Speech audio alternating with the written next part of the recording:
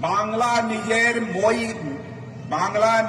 में कोई चाई, बांग्ला निजेर में कई चाई। बंगाल अपनी बेटी को चाहता है, 3 बार बंगाल ने अपनी बेटी को चाहा, लेकिन बेटी ने बंगाल के बहनों भाइयों का बराबर छला है, धोखा दिया है। मेरे बहनों, सच्चाई है तृणमूल कांग्रेस अपने 3 कार्यकाल के बाद बराबर पश्चिम बंगाल के हालात को बद से बदतर बनाया है। ममता जी ने नारा दिया था, मैं याद दिलाना चाहता हूं आपको, ममता जी ने नारा दिया था, बांग्ला निजेर में कोई चाई, बांग्ला निजेर में कई चाई। बंगाल अपनी बेटी को चाहता है, 3 बार बंगाल ने अपनी बेटी को चाहा, लेकिन बेटी ने बंगाल के बहनों भाइयों का बराबर छला है, धोखा दिया है। मेरे बहनों, यहां हत्या, लूट, अपहरण की सरेआम घटनाएं हो रही हैं। कहती क्या है ममता दी? कहती हैं कि बंगाल में हिंसा होती है, राम श्याम और बाम के कारण होती है। मैं मानता हूं बाम के कारण होती है, लेकिन बंगाल की धरती पर हिंसा राम और श्याम के कारण नहीं हो सकती है। ममता जी, आपको इस सच्चाई को समझना चाहिए। क्या कर दिया है आपने? आपने इस समाज को जाति, पंथ और मजहब, धर्म के आधार पर बांटने का काम किया। बहनों भाइयों, राजनीति की जानी चाहिए तो जात, पंथ और मजहब के आधार पर राजनीति नहीं की जानी चाहिए। राजनीति यदि की जानी चाहिए तो इंसाफ और इंसानियत, जस्टिस और ह्यूमैनिटी के आधार पर पॉलिटिक्स की जानी चाहिए। क्या कर दिया है इन्होंने ममता ने?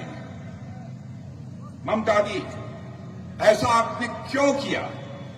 पश्चिमी बंगाल की जनता इस सवाल का आपसे जवाब चाहती है।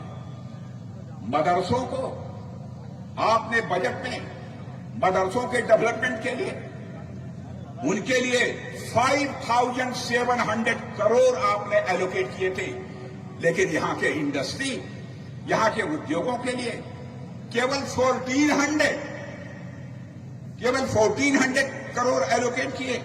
और आईटी सेक्टर, जबकि यहां का नौजवान इतना टैलेंटेड नौजवान है, आईटी सेक्टर में बड़ी संख्या में पश्चिम बंगाल का नौजवान केवल वेस्ट बंगाल में ही, पश्चिम बंगाल में ही काम नहीं करता है, केवल भारत में ही नहीं काम करता है, दुनिया के दूसरे देशों में भी जाकर कोई देख सकता है। आईटी सेक्टर में भारत का नाम रोशन करने वाले कोई हैं, किसी बंगाल की धरती की, बंगाली मां की कोख से पैदा हुए नौजवान हैं जिन्होंने भारत का नाम रोशन किया है। ममता जी, मैं आपको सुझाव देना चाहता हूं, राजनीति की जानी चाहिए, आप राजनीति कीजिए, लेकिन राजनीति तुष्टीकरण की नहीं होनी चाहिए। राजनीति यदि होनी चाहिए तो संतुष्टीकरण की होनी चाहिए, तुष्टीकरण की राजनीति नहीं होना चाहिए। एक शिक्षक, ध्यान से सुनिए, एक शिक्षक जिनका नाम था काजी मासूम अख्तर, पर इसलिए केवल आक्रमण कर दिया गया कि वे बच्चों में देश की भक्ति की भावना पैदा करना चाहते थे। उनके रहते टीएमसी के लोगों के द्वारा उन पर आक्रमण कर दिया गया, और इसलिए क्योंकि बराबर काजी मासूम अख्तर साहब बच्चों से राष्ट्रगान और राष्ट्रगीत गाने के लिए कहते थे, इसलिए उनको पनिशमेंट दिया गया, उनको सजा दी गई। और बहनों भाइयों, भारतीय जनता पार्टी जिस पर की धर्म के आधार पर भेदभाव करने का आरोप लगाया जाता है, जानते हैं हमारी सरकार ने काजी मासूम अख्तर को पद्मश्री की उपाधि से भी भूषित किया है। मेरे बहनों भाइयों, यह है भारतीय जनता पार्टी और टीएमसी के लोगों में अंतर। जहां तक हमारी सरकार का, केंद्र की सरकार, मोदी जी की सरकार का प्रश्न है, हमने बंगाल में इंडस्ट्री, इनकम, हम यहां इंडस्ट्री भी लगाना चाहते हैं, लोगों की इनकम को भी बढ़ाना चाहते हैं, और यहां पर हम इन्वेस्टमेंट भी बढ़ाना चाहते हैं। बहनों भाइयों, ज्यादा से ज्यादा केवल बंगाल के रहने वाले लोगों के द्वारा ही इन्वेस्टमेंट न हो, केवल भारत के रहने वाले लोगों के द्वारा इन्वेस्टमेंट न हो, बल्कि सारे दुनिया के कोने कोने से आकर लोग इन्वेस्टमेंट करें, तो हमारे इस पश्चिमी बंगाल की धरती पर इन्वेस्टमेंट करें ताकि हमारे यहां के नौजवानों को रोजगार का अवसर मिले। मेरे बहनों भाइयों, लूट, अपहरण, हत्या, ये लगातार घटनाएं वेस्ट बंगाल में हो रही हैं। ममता जी, आप इस वेस्ट बंगाल को कहां ले जाना चाहती हैं? क्या करना चाहती हैं? बहनों भाइयों, यदि गंभीरतापूर्वक कोई विचार करता है, संवेदनशील व्यक्ति यदि होगा तो उसका हृदय रो पड़ेगा। जब टीएमसी के, आपको मालूम होगा, टीएमसी के एक नेता ने एक बार गुरुदेव रविन्द्रनाथ टैगोर की तस्वीर भी जलाई थी। मैं ममता जी से पूछना चाहता हूं, जिस टीएमसी के व्यक्ति ने तस्वीर जलाई थी, उसको सजा देने के लिए आपने क्या किया? गुरुदेव के शांति निकेतन को, यूनेस्को को विश्व धरोहर का दर्जा प्राप्त हुआ है, उसके साथ आपने ऐसा किया है। और टीएमसी के लोगों ने, मेरे बहनों भाइयों, विश्व भारती की जमीन पर भी कब्जा कर लिया है।